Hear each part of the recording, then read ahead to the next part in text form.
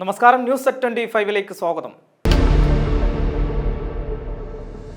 Argentina ടീമിന്റെയും മെസ്സിയുടെയും Kerala സന്ദർശനവുമായി ബന്ധപ്പെട്ട തട്ടിപ്പ് മറയ്ക്കാൻ വേണ്ടി ഓരോ വിവാദങ്ങൾ ഉണ്ടാക്കുകയാണെന്നും ചില ക്രിമിനലുകളും മാധ്യമ മേഖലയിൽ വന്നിട്ടുണ്ടെന്നും അതിനെ നേരിടുമെന്നും BJP സംസ്ഥാന അധ്യക്ഷൻ രാജീവ് ചന്ദ്രശേഖരൻ.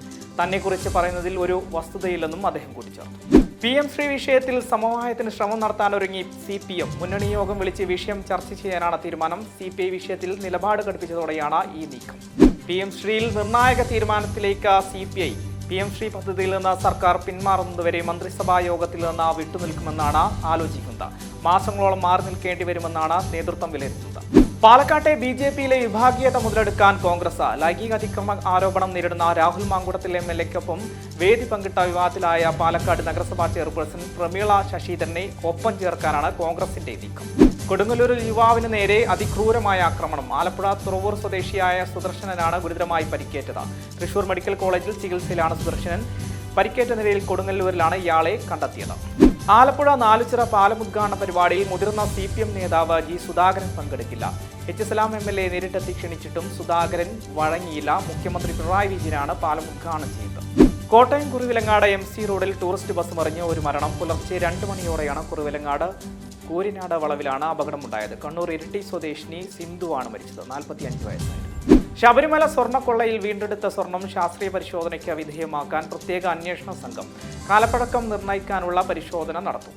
സംസ്ഥാനത്ത് വരും മണിക്കൂറുകളിൽ അതിശക്തമായ മഴയ്ക്ക് സാധ്യതയെന്ന കാലാവസ്ഥാ നിരീക്ഷണ കേന്ദ്രം. 3 ജില്ലകളിൽ ഓറഞ്ച് അലർട്ട് പ്രഖ്യാപിച്ചു. കോഴിക്കോട്, കണ്ണൂർ, കാസർഗോഡ് ജില്ലകളിലാണ് ഓറഞ്ച് അലർട്ട്. അർജന്റീന ടീമിന്റെ കേരള സന്ദർശനവുമായി ബന്ധപ്പെട്ട കല്ലൂർ സ്റ്റേഡിയത്തിന്റെ നവീകരണത്തിൽ GCDയോട് ചോദ്യങ്ങളുമായി എറണാകുളം MP ഹൈബി ഈഡൻ.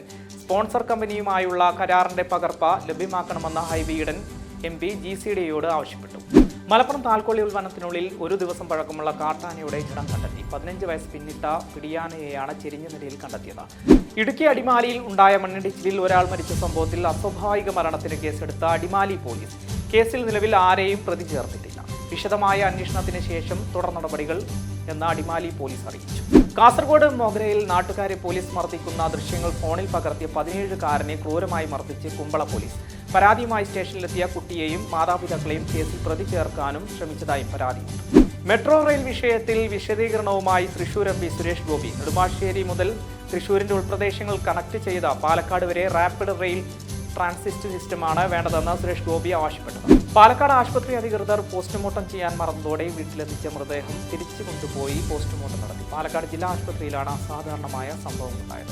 പുതുപ്പള്ളി പഞ്ചായത്തിന്റെ വികസന സദസ്സ് നടന്ന വേദിക്ക് മുന്നിൽ ചാണ്ടി ഉമ്മൻ കുത്തിയിരുന്ന് പ്രതിഷേധിച്ചു. പരിപാടിയുടെ പോസ്റ്ററിലും പ്രചാരണ സാമഗ്രികളിലും അനുവാദമില്ലാതെ പേരും ചിത്രവും ഉപയോഗിച്ചുവെന്ന് ആരോപിച്ചായിരുന്നു പ്രതിഷേധം. കോട്ടയം പൊൻകുന്നത്ത് വാഹനാപകടത്തിൽ യുവാവിന് ദാരുണാന്ത്യം. ചിറക്കാട് ഈസ്റ്റ് ടവർ സ്വദേശി അനൂപ് രവിയാണ് മരിച്ചത്. 27 വയസ്സായിരുന്നു. അനൂപ് സഞ്ചരിച്ച സ്കൂട്ടർ ഇന്നോവ കാറുമായി കൂട്ടിയിടിക്കുകയായിരുന്നു. വർഷങ്ങളായി പിന്തുടരുന്ന ഗുരുവായൂരിലെ ക്ഷേത്രാചാരങ്ങൾ, അനുഷ്ഠാനങ്ങൾ, പൂജകൾ എന്നിവയിൽ മാറ്റം വരുത്താൻ അധികാരമുണ്ടെന്ന് ഗുരുവായൂർ ദേവസ്വം ഭരണസമിതി. ക്ഷേത്രത്തിൽ നിലനിന്ന് വരുന്ന നിരവധി ആചാരങ്ങളിലും അനുഷ്ഠാനങ്ങളിലും മുൻ തന്ത്രി മാറ്റം വരുത്തിയിട്ടുണ്ടെന്നും ഗുരുവായൂർ ദേവസ്വം ബോർഡ് വ്യക്തമാക്കി. തെരുവുനായ വിഷയത്തിൽ വിമർശനവുമായി സുപ്രീം കോടതി. തെരുവുനായ ആക്രമണം സംബന്ധിയായി നോട്ടീസ് 2 സംസ്ഥാനങ്ങളും ദില്ലി മുനിസിപ്പൽ കോർപ്പറേഷനും മാത്രമാണ് മറുപടി സമർപ്പിച്ചത്. 2 മാസം മുൻപ് നൽകിയ നോട്ടീസാണ് മറുപടി തരാൻ വൈകിയതാണെന്നും കോടതി ചൂണ്ടിക്കാണിച്ചു. റോഡിലെ കുഴിയിലോ ആൾത്തുളയിലോ വീണ മരിച്ചവരുടെ ബന്ധുക്കൾക്ക് 6 ലക്ഷം രൂപയും പരിക്കേൽക്കുന്നവർക്ക് 50,000 മുതൽ 2.5 ലക്ഷം രൂപ വരെയും നഷ്ടപരിഹാരം നൽകാൻ മുംബൈ ഹൈക്കോടതി ഉത്തരവിട്ടു. ജസ്റ്റിസ് സൂര്യകാന്ത് സുപ്രീം കോടതിയുടെ പുതിയ ചീഫ് ജസ്റ്റിസാവും. ജസ്റ്റിസ് സൂര്യകാന്തിന്റെ പേര് നിലവിലെ ചീഫ് ജസ്റ്റിസ് PR ഗാവൈ കേന്ദ്ര നിയമ മന്ത്രാലയത്തിന് ശുപാർശ ചെയ്തു. അമേരിക്കയും ചൈനയും തമ്മിലുള്ള തർക്കങ്ങളിൽ മഞ്ഞുരുകുന്നു. ഇരു രാജ്യങ്ങളും തമ്മിലുള്ള വ്യാപാര കരാറിന് രൂപരേഖയായി. ഓസ്ട്രേലിയക്കെതിരായ 3-ാം ഏകദിന മത്സരത്തിനിടെ ഇന്ത്യയുടെ വൈസ് ക്യാപ്റ്റൻ ശ്രേയാസ് അയ്യർക്കേറ്റ പരിക്ക് ഗുരുതരമെന്ന റിപ്പോർട്ട്. ഇന്ത്യക്കെതിരായ T20 പരമ്പരയ്ക്കിറങ്ങുന്ന ഓസ്ട്രേലിയക്ക് വൻ തിരിച്ചടി. ഓസ്ട്രേലിയയുടെ സ്റ്റാർ സ്പിന്നർ ആദം സാംബ പരമ്പരയിലെ ആദ്യ മത്സരത്തിൽ നിന്ന് പിന്മാറി. ഡോൺ പാലത്ര രചനയും സംവിധാനവും നിർവഹിക്കുന്ന പുതിയ ചിത്രത്തിന്റെ പ്രവർത്തനങ്ങൾ ആരംഭിച്ചു. ചിത്രത്തിൽ പാർവതി തിരുവോത്തും ദിലീഷ് പോത്തനും പ്രധാന കഥാപാത്രങ്ങളെ അവതരിപ്പിക്കും. ഇതോടെ ന്യൂസ് 25 പൂർണ്ണമാകുന്നു. നമസ്കാരം.